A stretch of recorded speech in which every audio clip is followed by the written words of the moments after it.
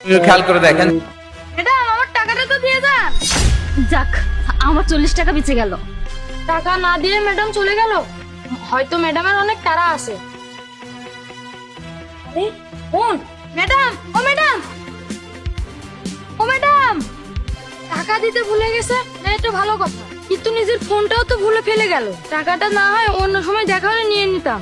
আচ্ছা, কোনো ব্যাপার না, ফোনটা আমার কাছে রেখে দিই, পরে দেখা হলে দিয়ে দেবো। 40 টাকাই তো, দেখে তো মনে হলো ভালো ফ্যামিলির মেয়ে, পরের বার দেখা হলে দিয়ে দিবে।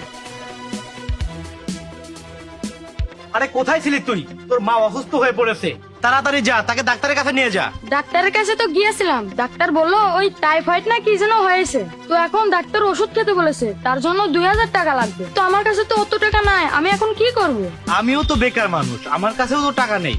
তুই এক কাজ কর, তুই বাড়িওয়ালার কাছে যা, তার কাছ থেকে টাকা ধার নিয়ে মায়ের জন্য ওষুধ কিনে মায়ের কাছে যা। হ্যাঁ যাই, গিয়ে দেখি। হ্যাঁ, সাবধানে যাস। এখন এত টাকা কোথায় পাবো? ঘরে তো মনে হয় 100-200 টাকা পড়ে আছে। এক কাজ করি, বালির মালিকের কাছ থেকে 2000 টাকা ধার নিই, 4-5 দিন পর দিয়ে দেবো। আরে ভাই, ও যখন টাকা দিতেই পারবে না, তাহলে আমার কাছ থেকে 30,000 টাকা কেন নিল? ও জানে না যে আমি 10% সুদে টাকা দেই? এখন আমি আর কিছু জানি না, এখন আমার শুধু টাকা চাই। আঙ্কেল, আমার বাড়িতে মা অনেক অসুস্থ, মায়ের চিকিৎসার জন্য 2000 টাকা প্রয়োজন।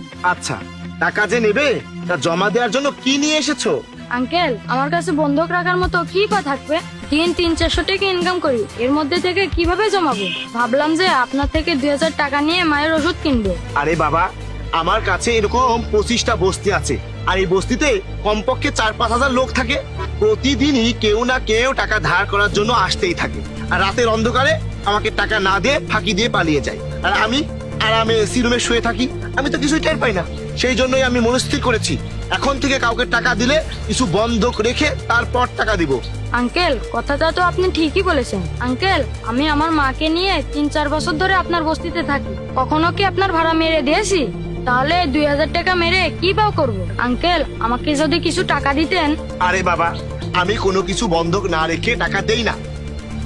এক কাজ করো, এই যে তোমার হাতে ফোন দেখতে পাচ্ছি, তুমি এই ফোনটা আমার কাছে বন্ধক রেখে যাও, আমি তোমাকে টাকা দিয়ে দিচ্ছি। না না, এই ফোন আমার না। আর সকালে একটা ম্যাডাম এসেছিল জুতা ছাড়াতে, সে তাড়াহুড়োয় আমাকে টাকা না দিয়ে এই মোবাইল রেখে চলে গেছে। আবার ম্যাডামের সাথে দেখা হলে ম্যাডামকে এই ফোন ফেরত দিতে হবে, এটা আমার কাছে ম্যাডামের আমানত। হ্যাঁ ঠিক আছে, যখন উনি ফোন নিতে আসবে তুমি তখন তাকে ফোনটা দিয়ে দিও।